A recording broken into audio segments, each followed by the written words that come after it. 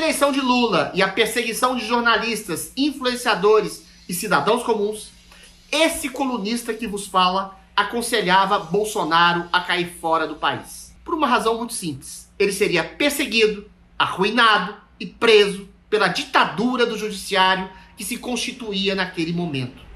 Não só ele, como inúmeras pessoas que já estavam sendo censuradas e presas por crimes de opinião. Contestar eleições, contestar o Supremo, a Justiça Eleitoral, até dizer que Lula, um condenado à cadeia por corrupção, era ladrão, dava censura e processo. Um país em que a opinião se tornara um crime e que ódio ao que se chamava bolsonarismo, que na verdade seria o conservadorismo, se tornou um mote para a maior perseguição política que um judiciário jamais fez na história da República. Pois bem, Bolsonaro caiu fora, foi para a Flórida, mas voltou. Voltando, o enfiaram numa série de inquéritos estapafúrdios. Joias, presentes, dadas, viraram joias roubadas. Cartão de vacina falsificado para um homem que sempre disse que nunca se vacinou. Reunião com embaixadores para ampliar a vigilância das eleições virou mote para torná-lo inelegível. Até perturbação de baleia virou motivo para indiciamento pela Polícia Federal. E até mesmo consulta constitucional para contestar parcialidade da Justiça Eleitoral virou intenção de golpe. Por estas e outras denúncias surrealmente estapafúrdias, arrancaram o passaporte de Bolsonaro e fazem tic-tac para sua prisão, que deverá acontecer mais cedo ou mais tarde. Segundo os próprios ministros do Supremo Tribunal Federal, apenas esperam ter um clima. Clima quer dizer convencer a maioria da população brasileira que Bolsonaro seria um genocida, assassino, golpista, aspirante a ditador que deveria ser preso. Foi para este estado de coisas que se transformou o Brasil que Bolsonaro voltou ao país. Não só ele, como milhares de pessoas são e continuam a ser perseguidas, censuradas, têm contas bancárias bloqueadas e se tornaram prisioneiros, sem processo, sem julgamento, sem garantia alguma de justiça real. Isso é de ciência de todo brasileiro medianamente informado. Vivemos numa ditadura.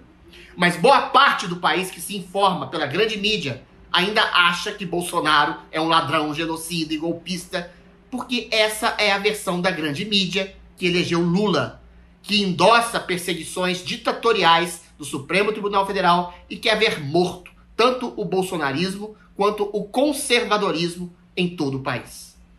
Minha humilde dica para Bolsonaro ter caído fora do país foi no sentido dele avisar para o mundo o que estava acontecendo aqui. Os abusos, as perseguições, as prisões arbitrárias, a destruição da democracia pelos mesmos que hoje dizem querer defendê-la. Bolsonaro não foi. Silenciou-se sobre a ditadura e achou que as coisas se arrumariam sozinhas por aqui. Não se arrumaram. A coisa escalou contra ele e contra inúmeras pessoas. Senhoras presas com bíblias na mão, condenadas a quase 20 anos de cadeia por entrar na Praça dos Três Poderes. Mendigo colocado 1 ano na cadeia porque também foi passear no Congresso Nacional. Pastor evangélico preso por engano. Um homem doente, o nosso Crezão, morto dentro da cadeia por indiferença de um juiz supremo, sem direito a julgamento, a justiça, a nada. Mas se o ex-presidente se calou e não denunciou a ditadura lá fora, congressistas brasileiros o fazem agora. A denúncia foi feita em frente ao Capitólio, em Washington, em alto e bom som para o mundo. Assim como a Venezuela, as instituições brasileiras foram cooptadas para fazer um simulacro de uma falsa democracia. Uma ditadura que prende e arrebenta com dissidentes e diz que prende e arrebenta em nome de uma falsa democracia. É isso o país que a gente vive. Os deputados abriram a boca e falaram sobre todos os desmandos que hoje ocorrem no Brasil. Os americanos esbugalharam os olhos. Autoridades americanas, como o próprio presidente, ex-presidente Donald Trump, prometeu fazer algo sobre a situação aterradora no país, caso seja eleito. Elon Musk, dono do Twitter, chegou a se assustar com prisões arbitrárias, ilegais e desproporcionais acontecendo no Brasil. O mundo começa a tomar ciência do que ocorre aqui. Os Estados Unidos negaram a extradição de Alan dos Santos. o primeiro perseguido político no país a ter que sair do Brasil e fechar uma empresa por acusações de crime de opinião. As autoridades americanas se negam cabalmente a entregar a cabeça de um cidadão livre por expressar sua livre opinião. Por quê? Porque os Estados Unidos são uma real democracia que prezam pela liberdade de expressão, que são o fundamento de toda democracia. First, I'd like to thank you, Congressman, for giving us time and a platform to come here today and talk about what's happening in Brazil. This is something that we no longer have in our nation. We no longer have the privilege of saying the truth, saying what we think, and giving our opinion. So to start, I'd like to ask you a simple question.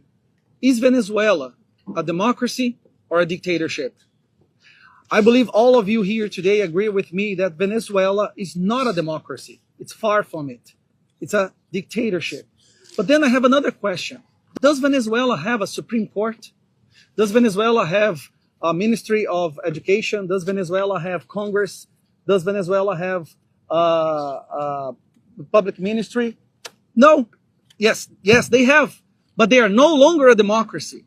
Because all these institutions that are valuable for a democracy have been kidnapped and are served as an instrument of oppression. They are served only as to arrest and oppress people for their opinions. Enquanto o mundo abre o olho para a ditatoga que aqui existe, aqui no Brasil, a treva continua.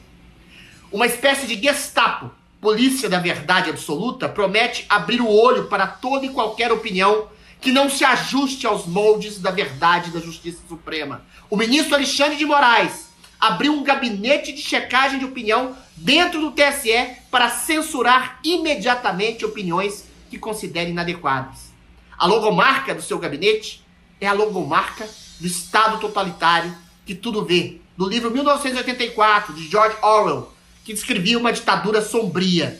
Enquanto o mundo abre o olho para a treva ditatorial que cobre o Brasil, agentes da Polícia Federal aqui confessam sem medo que mandam interpelar até correspondentes estrangeiros por cometerem crime de opinião. Tem N manifestações desse senhor Sérgio Tavares que nós não entramos na manifestação política, deixando bem claro para o senhor, a manifestação política ideológica é o direito dele de qualquer outro cidadão na democracia que, graças a Deus, nós vivemos aqui no Brasil. Mas tem manifestações que eu diria que beiram um aspecto criminal, ou que beiram alguma questão ali que flerta com a criminalidade. Como, por exemplo, se o senhor me permite, pegando o próprio depoimento dele, temos declaração dele, ele questionado sobre ataque à honra de ministro da Suprema Corte, que ele faz na rede social dele. Isso, e ainda com a questão só de ser ministro da Suprema Corte, eu não posso fazer um ataque, eu nenhum cidadão pode fazer um ataque à honra do senhor que é senador, ou de qualquer cidadão, ou contra mim, que sou um delegado, diretor da polícia. Então, ataque à honra considera-se crime, no nosso ordenamento legal. Outra questão, quando ele critica a urna eletrônica e diz que ela é fraudada, tangencia em uma situação que a gente sabe, pelo menos com provas, até o momento que não tem nenhuma legalidade nesse procedimento. Ele critica. Ele apoia o movimento golpista que teve no 8 de janeiro. Ele faz manifestação favorável àquilo que teve no 8 de janeiro de invasão de prédios públicos, inclusive aqui, no Senado, no Supremo, da Câmara dos Deputados. Então, ele apoia aqui. Então, assim, tinha N manifestações desse cidadão Sérgio que está nessa situação. E foi isso que foi perguntado no depoimento. Contestar qualquer sistema e a crítica legítima a quem quer que seja fazem parte de uma democracia real.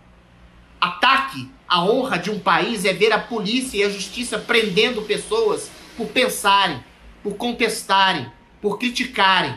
O Brasil vive seu pior momento, em que se cobre de uma tirania. O mundo começa a acordar. Resta saber se haverá tempo para o brasileiro acordar e reagir imediatamente contra essa ditadura.